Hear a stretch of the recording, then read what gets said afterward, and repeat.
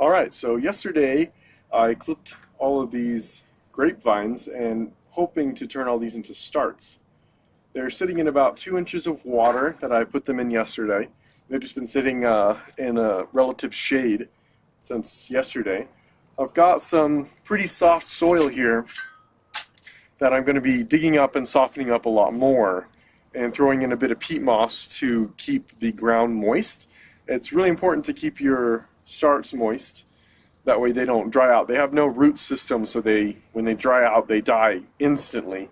So you want to make sure that you keep them moist so that they can build up their root system. And as far as I know, I think it takes a couple of months for these to grow out any roots, and then you can dig them up, or even next year you can dig them up and plant them someplace else, and then you'll have new grapevines. This is usually where you get your grapevines from the store, because you buy them and it's just a simple start like this, but with a little bit of dirt at the bottom, and you put that in the ground. So I'm gonna make some of these myself and hopefully give them to friends and neighbors and family members. Alright, now it's just a matter of softening up this soil so that the starts have an easy time placing their roots. Oh, and these right here are grape starts from my neighbor, and I put these in the ground, and I'm hoping to plant these somewhere else on in my yard. And these have only been in here for about a week.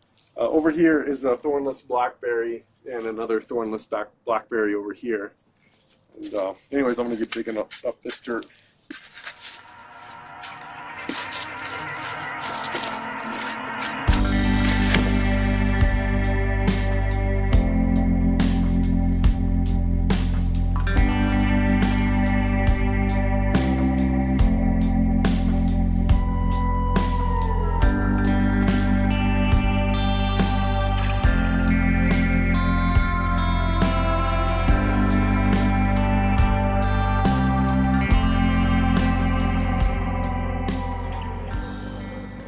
Alright, I've dug about 6 inches underneath the soil here. It's nice and soft. I'm going to throw in some peat moss to keep this moist and to have some water retention to keep these sprouts from dying as they develop their roots. This is just some peat moss. I've had this in this bag for quite a while, so it's pretty dried up.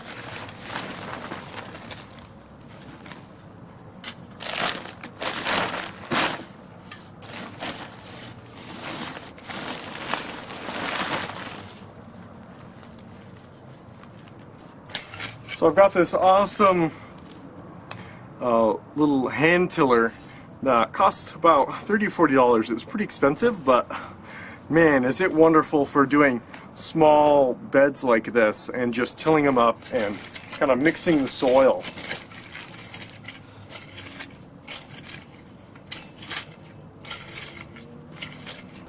So I'm trying to make sure that I avoid the root area around these and not really disturb them, because if it has some really tiny roots, I bet you it would be so easy to tear those apart.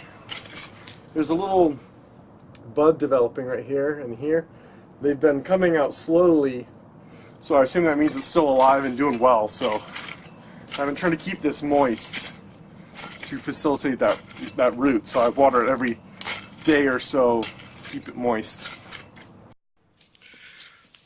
Alright, for these starts I have this rooting powder here that when you put it on the bottom of the clipping, it should encourage it to sprout roots better than it usually will. I've tried to do this before with just some regular clippings and it didn't work. None of them took at all, so I'm hoping this really helps out with the rooting process for these starts. This is powder as well, which is a little finicky, kind of blows away sometimes, so I got to be really careful with it and not get it to blow all over the place.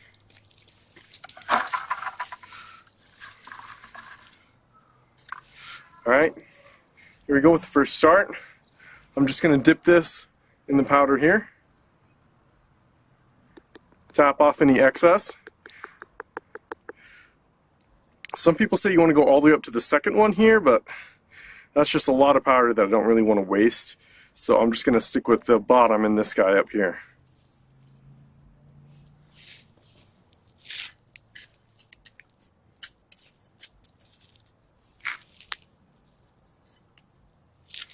Now it's just repeat that process over and over and over again for all of these starts. I've probably got 100 starts here or something like that. I'm putting them pretty close together because I don't have too much space to waste.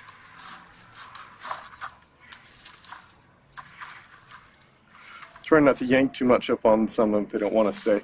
This one's got a whole lot of buds on it, so that's probably a bit much, but I'm going to leave this one together just to make sure that I get some that take. I mean, I think that having those extra buds will really help it get a good start going.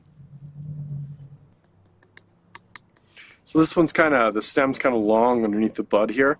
I'm not sure if that'll make much of a difference, but when I start digging some of these up, it'll be interesting to see which ones took and which ones didn't. Maybe I can find a pattern as to why. Interesting that this develops a little goo or something coming off of it. Interesting. Should be pretty obvious which one of these starts are working and not, because I think they'll get pretty dark gray and crinkly, and it should be pretty, and these buds won't work. So I think it'll be pretty easy to see which one of these worked and which ones failed. So these are all Concord grapes, and these three are green grapes. I'm not sure which kind those 3 green ones are. They're just from my neighbor. This one looks like it wasn't getting in the water, so I'm going to assume that's dead and just throw it away.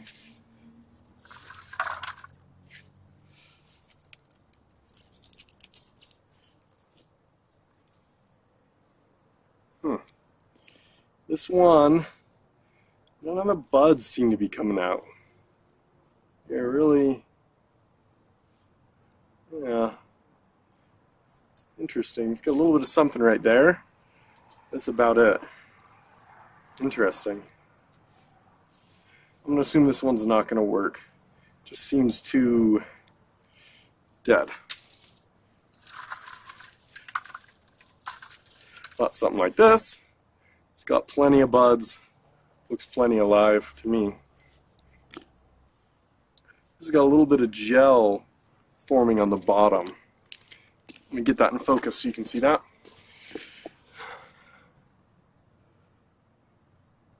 There's this little gel forming at the base of this.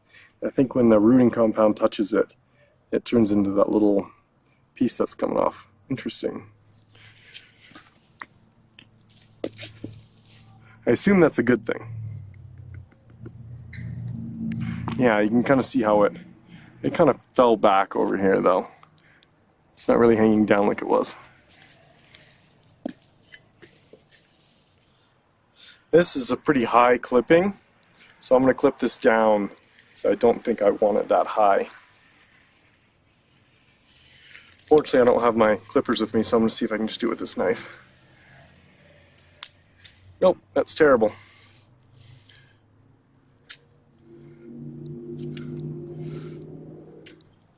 Who knows if that'll take? I have no idea, but that'll be a fun experiment. Got a lot of these, I can do little experiments like that. See which ones worked. I'm making sure to get the bud as well, if I can, in addition to the bottom. I think the bud is more important than the bottom, but you know for certain, leave a comment. I'm sure you'll get different opinions, which is good. Different people trying different things can create some cool stuff. That one's pretty long. This is definitely a slow process with so many of these, but they're going to be good starts.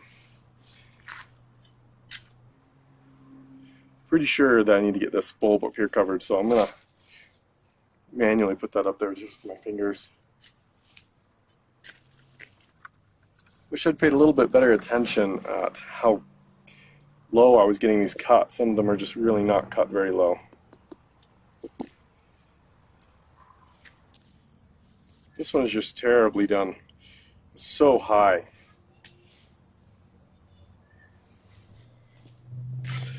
Okay, got these shears here to clip these far too long ones down at the base.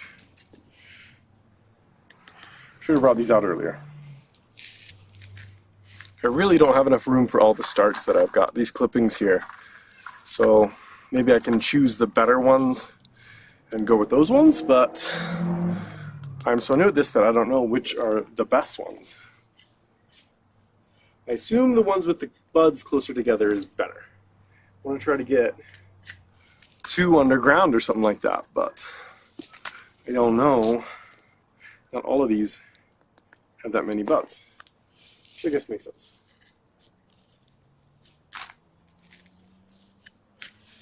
I have to get rid of a lot of these if I was going to be that strict. So in the process of taking some of these out, I've damaged some of the little buds coming out of these, which could be a good or a bad thing. I've heard some people say you want to cut them or damage them to change it into roots, but I wasn't certain about that. But looks like purely by having them all in a bucket, kind of don't have a choice. Okay, well, here's all of the starts planted. I tried to get 1 or 2 buds underneath the soil. Wasn't able to do that for every single one, but I tried to do that if I could. I think I've got probably like close to 50 in here, but I've probably still got 30 or more of smaller clippings in there. So I think I'm just going to throw those ones away and just start with these, since this is my first year doing something quite like this. But I'm pretty excited to give these away, and I might use 1 or 2 myself, I'm not sure. Don't really have a good spot to put them in. Let me give you guys a quick update on the grapes that I clipped, and I'll show you how they're doing the day after all of that whole lot of pruning that I did on them. I pruned them, you know, a good 50–60% of all of the mass that they had. Okay, here we are with the grape starts. I clipped these yesterday. It's still leaking a little bit of sap here, and that's got me a little bit worried, but I'm going to let it do its thing and seal itself up. I watered these last night because I figured they're going to lose quite a bit of moisture from all the clipping I did, the pruning. Let me get you some up-close shots of these cuts here, and I'll show you what I'm talking about. So here is some of the larger cuts from yesterday. You can see it's got a little bit of a sheen to it, and it's got a little bit of a kind of a gel up here as it's forming and protecting itself. I'm glad I watered these because you can see it's dripping quite a bit still. So I'm glad I watered them so they're not going to become dehydrated. I might come out here and water them again tomorrow or something like that, just to really make sure they don't become dehydrated. So here is a start that I purchased for a Concord grape. So this will be my 3rd Concord grape. I dug this out, got rid of the rocks, mixed some peat moss with the soil to keep it moist, and threw some mulch on top of it to really keep that moisture in. So if I dig this up, you can see it's a lot darker and cool to the touch. So it's still good and moist in there, and probably won't need to water that for another couple days. I've also got some starts from my neighbor, which I used the same peat moss and mulch and dirt process to start those and plant them as well. So I'm pretty excited to have some green grapes in addition to my purple Concord grapes.